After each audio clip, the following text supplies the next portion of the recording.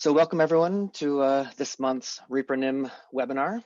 We are joined today by Kristina Rapuano, who will speak on large-scale restriction spectrum imaging and applications to pediatric obesity.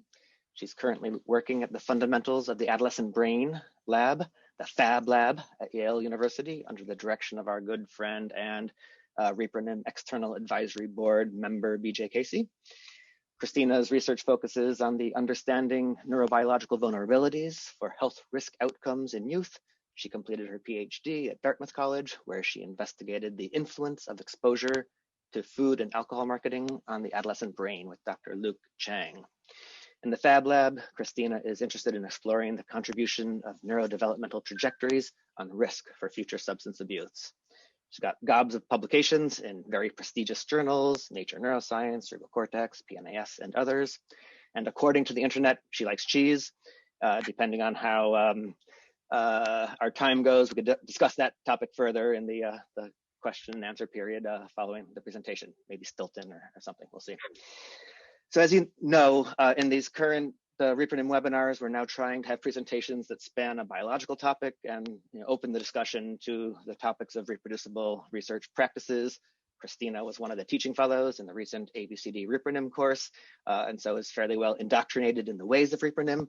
And we look forward to hearing perhaps about the real world obstacles and opportunities in applying the ReproNim principles to actual studies. So without further ado, the floor is yours, Kristina. Thank you. Thanks for that kind and mildly embarrassing introduction. I'm not actually even sure where you found that on the internet about the cheese, but we'll go with it. It's accurate. All right, so today I am going to be talking about restriction spectrum imaging, which is kind of the biological topic I'm going to be focusing on, and I'll actually give a couple of applications of how we've been using that method in our lab. Okay, so I'm also, given the format of this talk, to this group, I'm going to kind of give my talk in reverse. So I'm going to start with the takeaways. So the takeaways that I'm going to try to convey during the talk are threefold. So first off, I'm going to try to show you today that we can measure cytoarchitectural properties in the brain with behaviorally meaningful associations, and that big data affords opportunities for ecologically valid designs with lots of individual variation, and that longitudinal data allows for a more causal understanding of neurobiological processes. Okay, so the kind of roadmap for this talk, which again might be a little bit different, but I think this will work for this format. So I'm first going to talk about kind of the nuts and bolts. I'm going to talk about the data set that I'm using, which is a large-scale data set called the Adolescent Brain Cognitive Development Data Set, and I'll talk a bit more about what that is in a minute if you're not familiar with it. I'll talk about the method, or again, the biological topic I'm focusing on, which is restriction spectrum imaging. I'll give a couple of applications of how we've been using this method, and then we'll end with some kind of more considerations for the ReproNim community, and hopefully that will launch into some discussion about that. Oh, also feel free to interrupt me throughout the talk. Would love for this to be conversational. Also feel free to interrupt if you can't hear something clearly. I'm in New Haven, so there's all sorts of background noise and construction, and yeah. So if you can't hear, just feel free to speak up.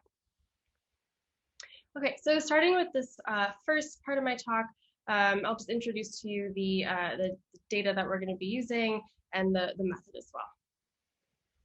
Okay, so throughout my talk, I'm going to be focusing on the ABCD study.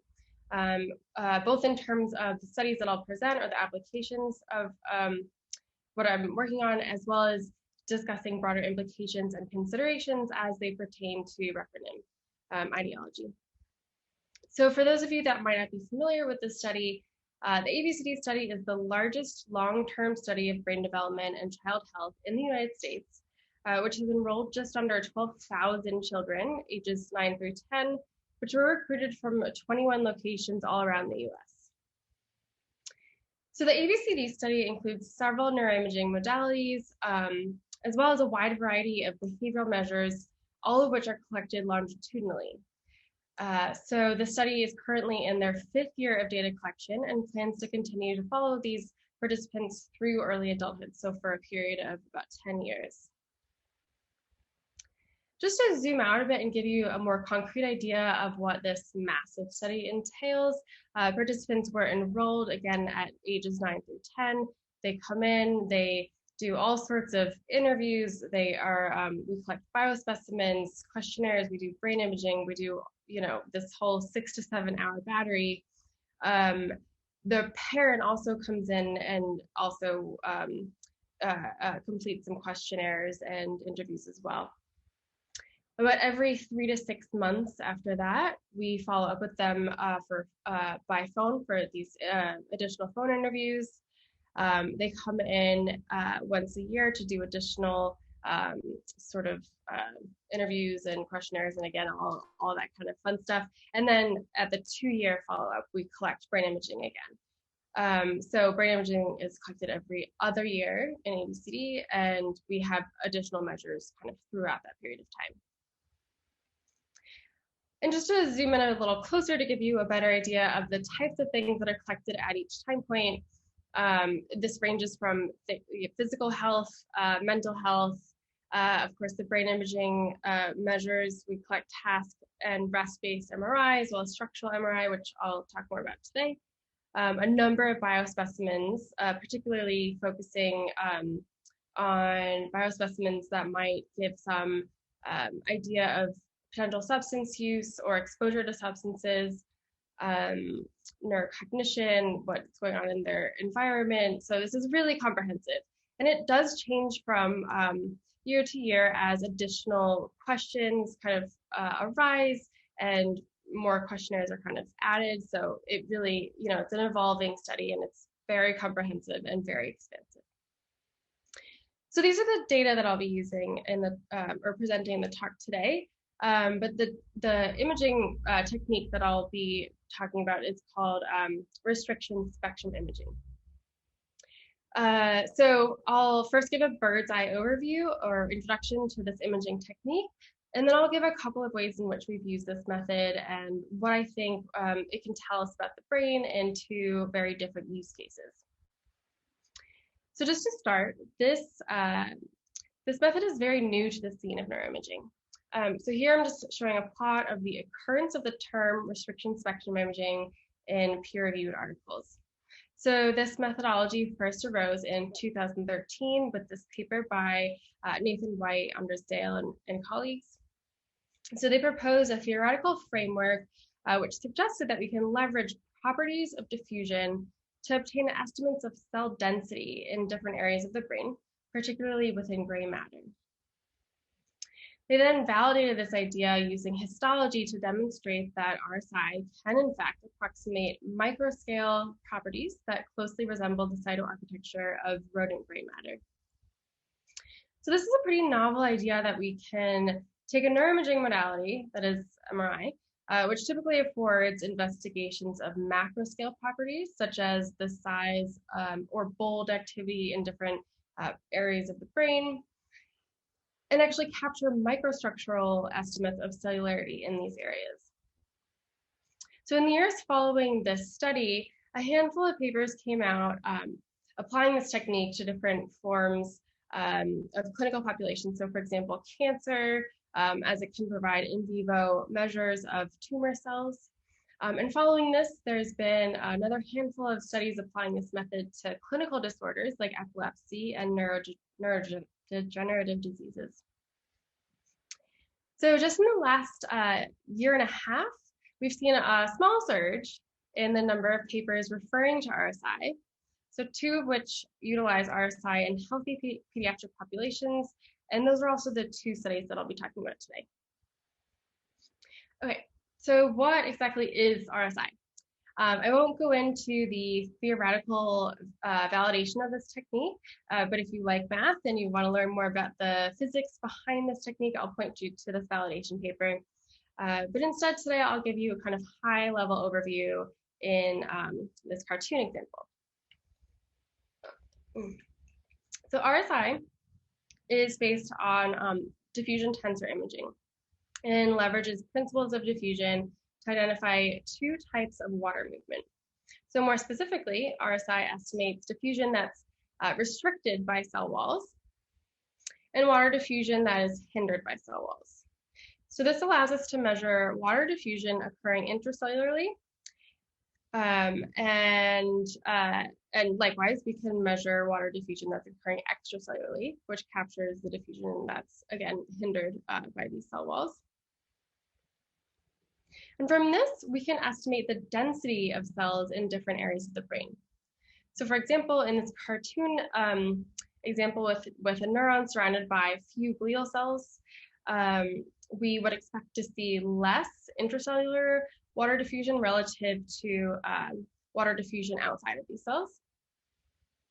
And by contrast, a neuron surrounded by many glial cells might demonstrate a much larger proportion of intracellular restricted diffusion relative to extracellular hindered diffusion. So in other words, by measuring the relative diffusion happening inside versus outside of cells, we can get an estimate of the density of cells within a given area of the brain. And again, this technique has been histologically validated and has been shown to approximate the density of cells that are more directly observable in rodent models. So in addition to the histological validation, this measure also appears to be relatively consistent in an individual from week to week. So here I'm showing you cell density for a single brain area for 6 participants. They're all adults that were scanned 1 week apart for 5 weeks. And from this, we can see a couple of things. One is that there are some clear differences across individuals, but that within an individual, this metric appears to be quite stable. So this is work done by our kind of resident RSI expert, Richard Watts, who is really kind of integral to all of the work I'll be showing today. But he's also identified the this kind of stability in this measure, again, from week to week. So the mean intra-subject variability here across these 6 participants is extremely low. It's about 0.009, which is an arbitrary number, but relative to this fraction, which is, around this like 3 to 4.4 range, it's extremely low. So I also just want to note here that these data collected are collected over a relatively short period of time, so on the order of weeks, but that over longer periods of time, we think that this measure reflects meaningful changes within an individual, but also across individuals, which I'll get into in the next part of my talk. Okay, so moving into the kind of applications of this technique, here I'll highlight 2 very different use cases, both within the ABCD study, which I hope will give you some idea of how this imaging method can be used, and also why we think the ABCD data set in particular represents such a fruitful way in which to take a look at some of these biological questions. So the first application I'll talk about today pertains to diet and weight gain, and how we're able to capture neuroinflammation related to this in kids. Okay, so the prevalence of pediatric obesity is steadily rising, and actually approaching 20% of the US population, or approximately 14 million children. And we live in a world where highly palatable food is readily and easily accessible, which contributes to what's been colloquially referred to as the obesogenic environment of the modern world.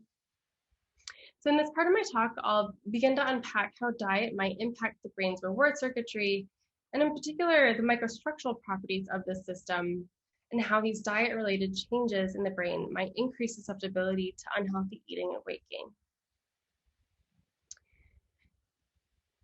Okay, so one way in which diet might directly act on the brain's reward system is through inflammation.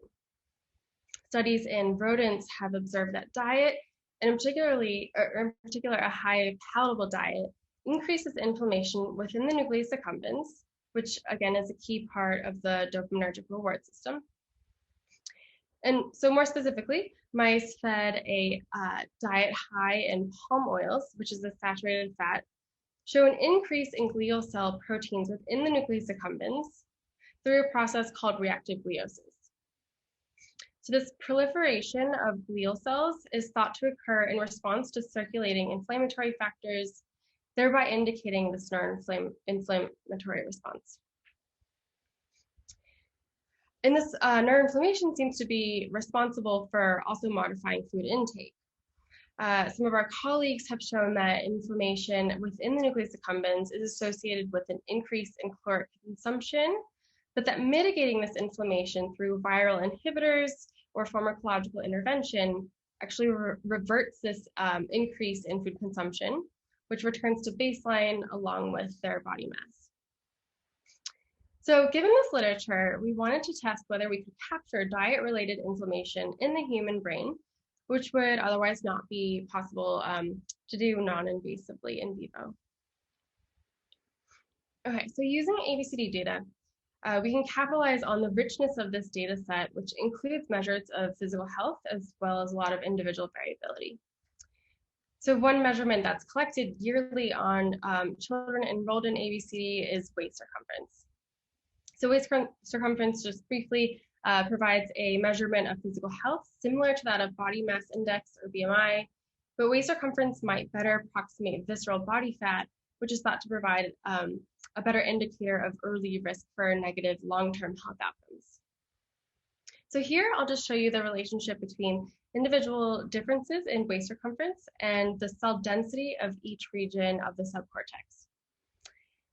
When we do this, we find that several subcortical areas show an association with waist circumference, but that the nucleus accumbens shows the strongest effect, suggesting that cell density in this region is most strongly related to an individual's waist circumference at baseline. Things get even more interesting when we look at which of these areas predicts change in waist circumference 1 year later. And after correcting for multiple comparisons, we find that the nucleus accumbens alone predicts longitudinal differences in waist circumference. So in other words, cell density within the nucleus accumbens seems to not only be most strongly associated with waist circumference at baseline, but also specifically predicts change in waist circumference after 1 year. So if we visualize this data in a different way by looking at the association on a voxel by voxel basis, we find that this effect is spatially specific and localized to the nucleus accumbens, with the stronger effect sizes highlighted here in yellow. So contextualized within the animal literature, these findings support the idea. Ask a quick question. Just you invited us to ask questions. Yeah. So you used waist circumference, but of course you also then mentioned BMI and weight and things like that.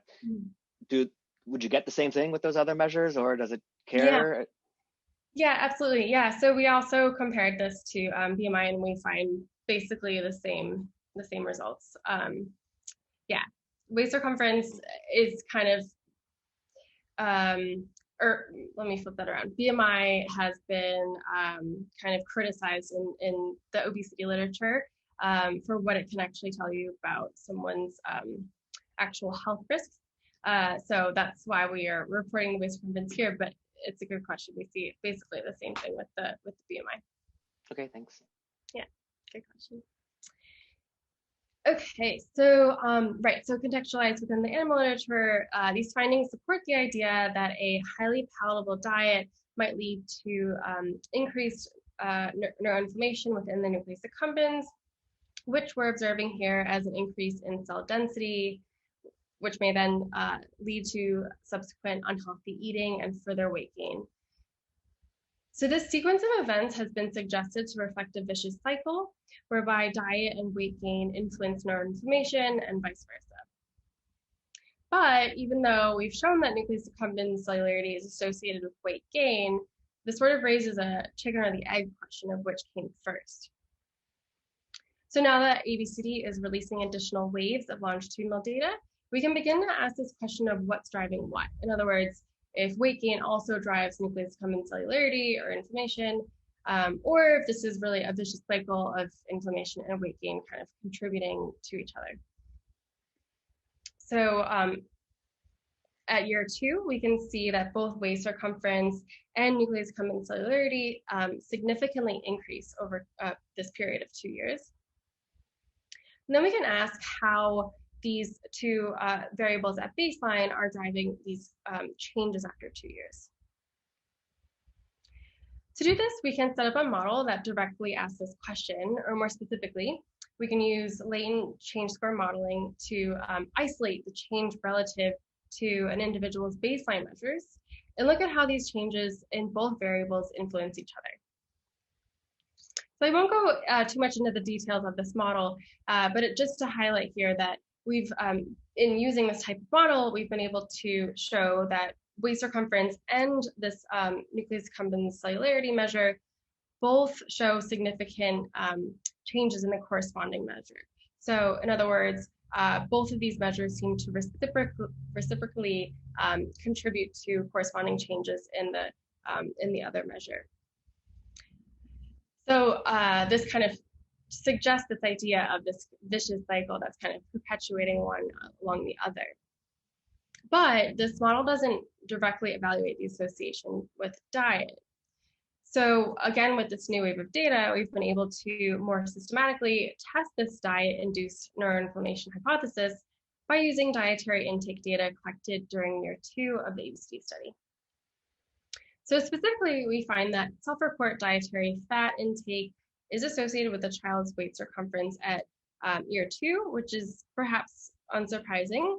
But more interestingly, we also find that nucleus accumbens cellularity mediates this relationship, suggesting that dietary fat impacts nucleus accumbens cell density, which then contributes to individual differences in waist circumference.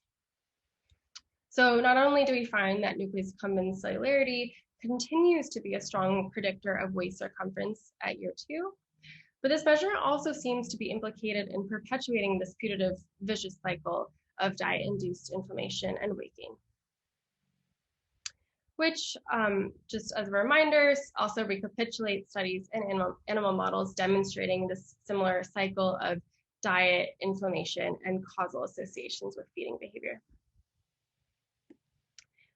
Okay, and just in the spirit of transparency, reproducibility, specifically for this group, just wanted to highlight the code that is we've actually attached to the manuscript itself to run these models, as well as the follow-up analysis with latent change score model was actually performed using publicly available code at this really excellent tutorial on change score models. Highly recommend if you're interested in longitudinal data. All right, so I am now going to sort of switch gears to a different use case of RSI within ABCD. So specifically, this is going to be related to stress, memory, and neurogenesis. All right, so Hurricane Irma was the most powerful Atlantic hurricane in recorded history, displacing 6 million people and killing over 120 in the state of Florida alone. So this wreaked havoc in affected areas and resulted in severe damage and prolonged electrical outages, resource shortages, and so on. And for a young child, you can imagine how stressful an event like this might be. But this event is also another example of how ABCD allows us to capitalize on real-world events, even events that were unfortunate and catastrophic in nature. So here we can ask a very different kind of question, which is how does subcortical microstructure relate to unpredictable stress in children? So this project was led by May Conley, who's a PhD student with BJ Casey here at Yale. May was able to leverage this event to answer this question because of when the hurricane took place. So ABCD began baseline data collection in the fall of 2016, and a little under 1 year later, Hurricane Irma hit. So this set up this interesting opportunity to probe subcortical microstructure in children that were scanned in the year prior to Irma, and those scanned in the year post-Irma. And in particular, May hypothesized that this unpredictable stressor would have an impact specifically on hippocampal cellularity, which is again based on animal work, which shows that unpredictable stressful events are associated with microstructural changes in the hippocampus, including reductions in hippocampal neurogenesis. So what she found was that children scanned after Hurricane Irma did in fact show a lower density of cells in the hippocampus relative to children that were scanned prior to the hurricane. And not only that, but this effect was specific to the hippocampus relative to all other subcortical structures. So this is just showing the distributions from 10,000 permutations, whereby the hippocampus alone showed a significant effect relative to these null distributions. And for anyone that's interested in hippocampal subfields, this effect appeared to be spatially specific to the anterior hippocampus, which has been shown to be particularly impacted by the effects of stress.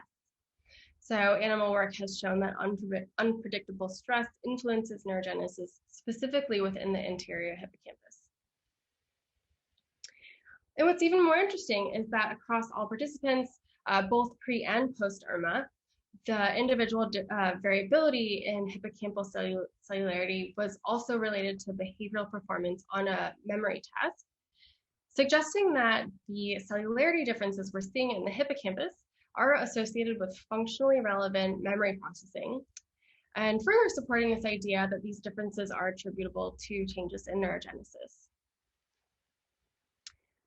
So just to summarize here, this study found that real-world unpredictable stress caused by a catastrophic hurricane impacts microstructural properties of the hippocampus, which we think are associated with changes in neurogenesis based on the specificity of this finding, not only to the hippocampus, but also the spatial specificity within the hippocampus to anterior subfields, which again have been linked to decreases in neurogenesis following unpredictable stress in animal models. And we also believe that this was happening based on the behavioral relevance of memory function, or behavioral relevance to memory function observed across all participants during a working memory test. All right, and lastly, I just want to sum up here by highlighting some of the considerations for the ReproNim community, specifically within the ABCD study. Okay, so one important consideration that seems to come up all the time with new ABCD users is the massive amount of data. So I love that we can get people excited about using the ABCD data set. They go through the data access process, they're all geared up, fired up to get started playing around with the data. And then the paralysis kind of kicks in when you realize just how much there is. So gaining familiarity with this data set can actually feel like a behemoth task in and of itself. So accessibility to this sheer volume of data included in data sets like ABCD can seem a bit like a double-edged sword. So one question this raises for me is, when does accessibility actually become inaccessible? So of course, this is improved by things like documentation, public communication channels, and so on. But even this can feel a bit daunting. So one thing I think a lot about is how to better streamline or centralize information related to getting started with ABCD data.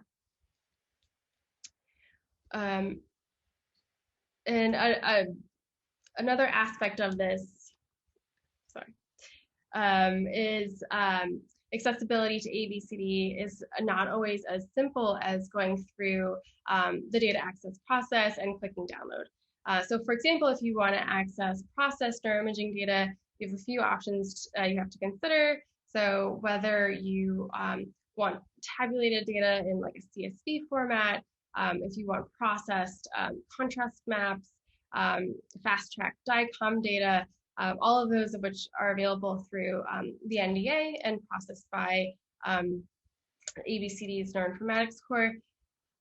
But there's also a community collection spearheaded by Damien Fair's group, which provides access to an HCP-style minimally preprocessed data set. So all this to say, there's a lot of things to consider here, which can in and of itself feel a bit overwhelming in terms of just the accessibility of the data set. And here I just want to plug a couple of resources that make access to ABCD actually feel much more accessible, if you will. So of course, there's the ABCD ReproNim course that David Kennedy mentioned at the beginning of this talk that I was involved in with him. So this is a phenomenal resource for anyone getting started with ABCD data. This past year was the kind of inaugural year of this course. But with that, we were able to put up many lectures on multiple facets of ABCD as well as ReproNim, of course. highly recommend this to anyone that might be interested in working with ABCD data. There's also an online platform called DEEP, which stands for Data Exploration and Analysis Portal. This is also a great resource for anyone getting started with ABCD. There's a lot of different tools within DEEP. I'll just highlight a couple here. So one is a visualization tool that actually allows you to visualize what's in the data set. So this is really helpful for me. I'm a very visual person, and so it's great to actually break it down by the, kind of the hierarchical order of these, of what's collected in the ABCD data set. So aside from the visualization, DEEP also allows you to run some analyses directly from the data that's stored on Enda. So for example, you can just add whatever variables you want to include. You can use grouping variables, subsets of sessions by the time point they're collected. You can select fixed and random effects, including accounting for things like site or by family. Okay, but on the flip side, accessibility to big data that includes large quantities of sensitive and personal information also raises some important questions related to the ethics of dealing with ABCD data. So recent conversations surrounding potential misuse of these resources has led to the formation of a new ABCD work group called JEDI, which stands for Justice, Equity, Diversity, and Inclusivity. And the goals of this work group are to ensure equitable and inclusive methods, diversity and equity within ABCD staffing and participants, as well as the responsible use of ABCD data. And lastly, another interesting analytic consideration that's crucial to longitudinal designs like ABCD is how to compare these waves of data. So in order to compare multiple waves of the same data, one might consider rerunning the same analysis that you had from maybe 2 years ago on the next release of data. So what's the best way to preserve or keep your software stack the same so that you can then rerun your analysis from 2 years ago in the exact same way on the subjects that you're now analyzing 2 years later? Or alternatively, given that software is currently changing and updating, what's the best way to run the newest version of software on the current release of data, which would also require rerunning that analysis on previous releases to more fairly compare across time points as well. So these are just some things that I think a lot about, some considerations that I just wanted to kind of put out there, and hopefully that will foster some discussion about ABCD data or big data more generally, and longitudinal data sets. So those are kind of the points that I wanted to highlight. And with that, I just wanted to thank you all for listening. And of course, everyone in my lab, in the Fab Lab, especially Richard Watts, who directs our imaging center for the psychology department. And he's really our, none of the RSI work would have happened without him. So definitely shout out to him and all of our collaborators as well that have been involved with this work. Thank you. Thank you so much.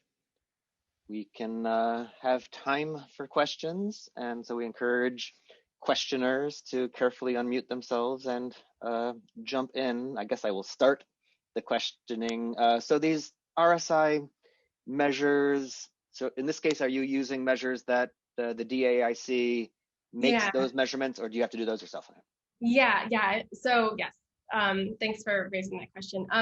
So the two studies that I presented today were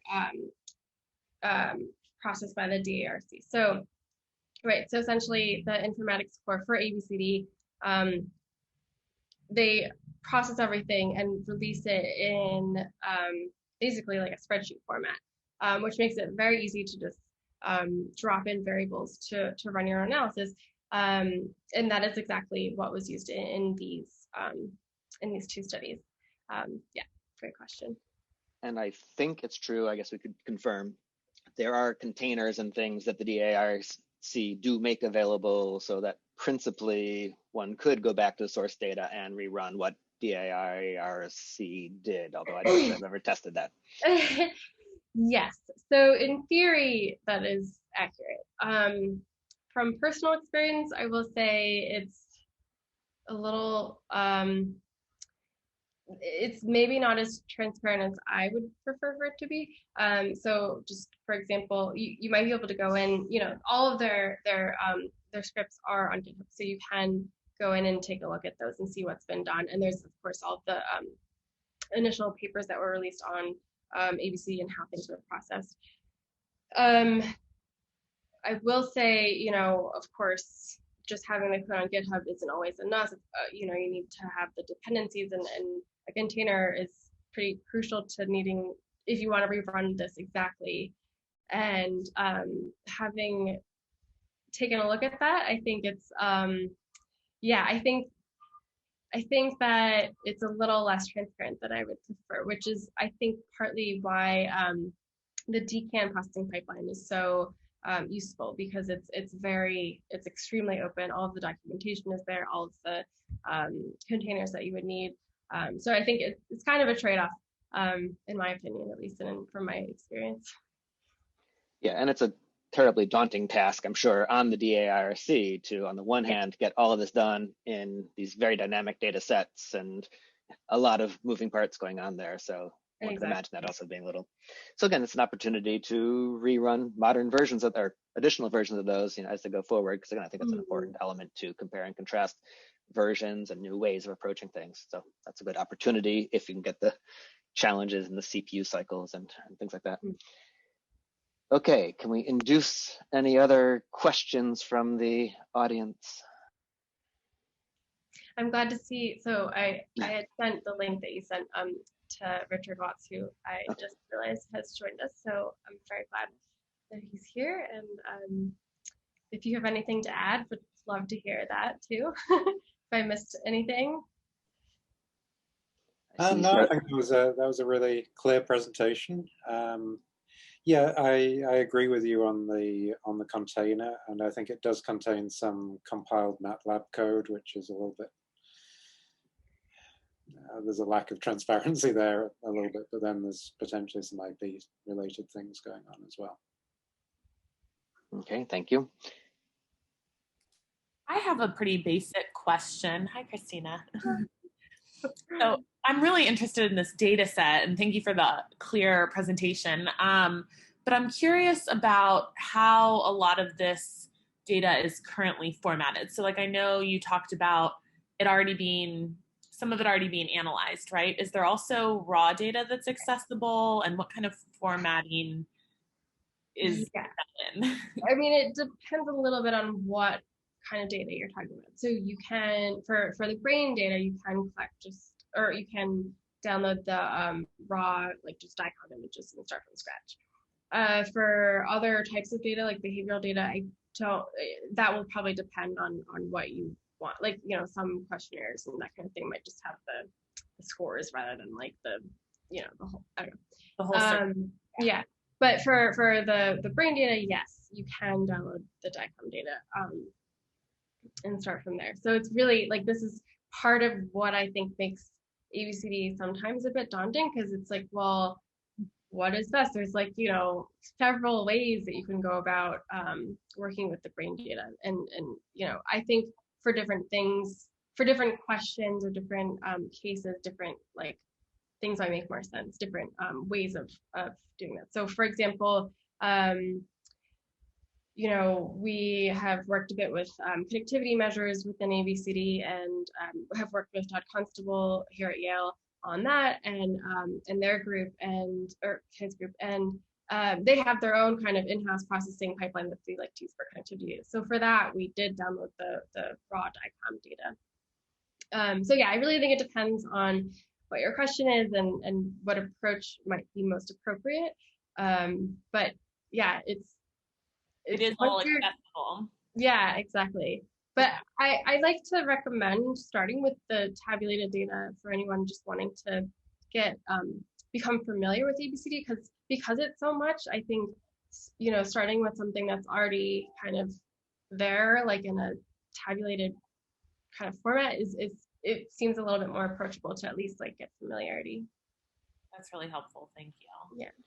And you did mention already that Damien Fair's group has the BIDS version of that, which again lowers some of the barriers to the big, huge pile of DICOMs to the BIDS organization. So that's helpful.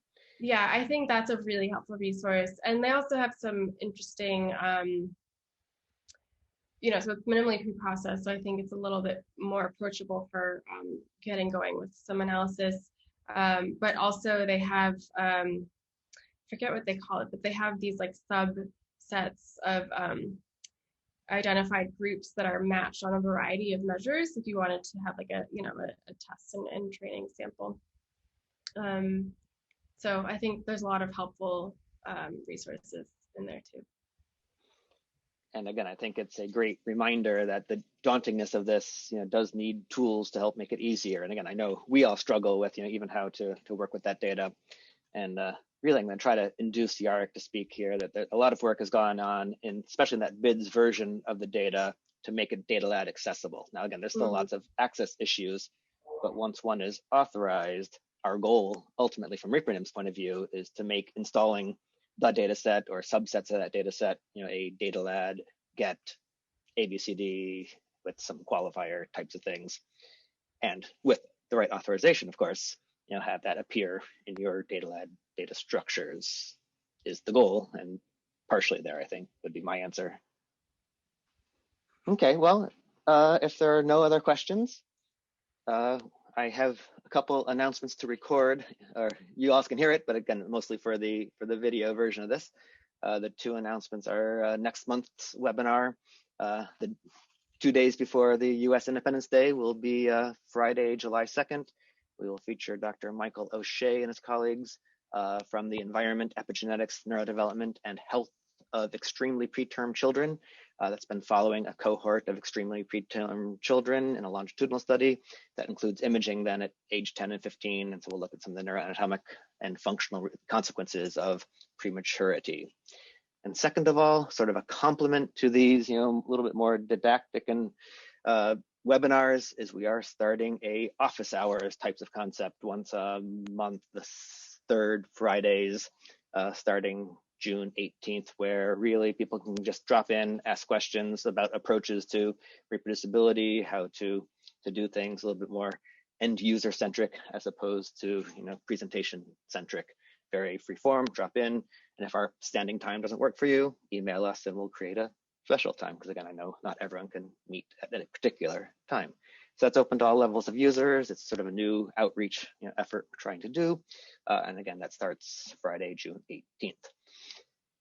See your Twitter or our email list or our website to get the link for that. So again, thank you all for attending, and thank you, Kristina, for that presentation. It's very great to hear that, and so exciting to see those applications, and again, particularly of the restriction imaging, which I was much less familiar with, so it's great.